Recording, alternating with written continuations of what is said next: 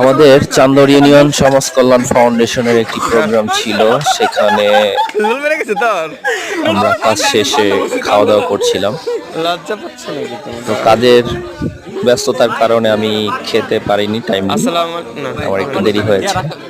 ছোট ভাইয়েরা আগেই খেয়ে নিয়েছিল, তো আমাকে ওরা একা পেয়ে জোর করে খাওয়াচ্ছিল। মোটামুটি আপনারা বলতে পারেন যে আমার উপর একটু জুলুম হচ্ছিল। আমি খেতে চাচ্ছিলাম না, কিন্তু জোর করে আমাকে খাওয়ার পরও এক প্লেট খিচুড়ি এনে দেয়। তো কষ্ট হওয়ার পরেও আমাকে খেতে হয়েছে, কারণ ছোট ভাই বেড়াদের আবদার, সেটা রাখতে হয়। এক পর্যায়ে যখন আমার একেবারেই খাওয়া কষ্ট হচ্ছিল, তখন ওরা আমাকে এক্সট্রা পেঁয়াজ, কাঁচা মরিচ এবং এক্সট্রা সালাদের ব্যবস্থা করে দেয়। কি আর করার, ছোট ভাইদের আবদার, তাই রাখার চেষ্টা করলাম। কষ্ট করেই খেয়ে নিলাম, আবার অন্যদিকে খাবার নষ্ট হবে সেই দিক খেয়াল রেখে কষ্ট করেই খেতে হলো। এখন মনে হচ্ছে যে খিচুড়ি খাওয়াটা ঠিক হয়েছে, কষ্ট হলেও,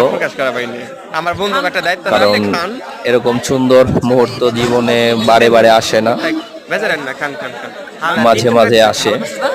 আর এই সুন্দর মুহূর্তগুলো যদি সুন্দরভাবে কাটাতে না পারি, তাহলে জীবন আসলে ব্যর্থই মনে হয় আমার কাছে।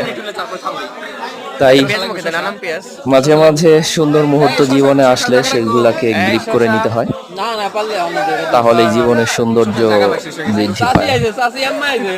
সারাদিন কাজ কাজ, ইনকাম, আর আপনার যদি প্রেস্টিজ নিয়ে বসে থাকে মানুষ, তাহলে জীবন উপভোগ করা যায় না। এই তো, ভালো থাকবেন।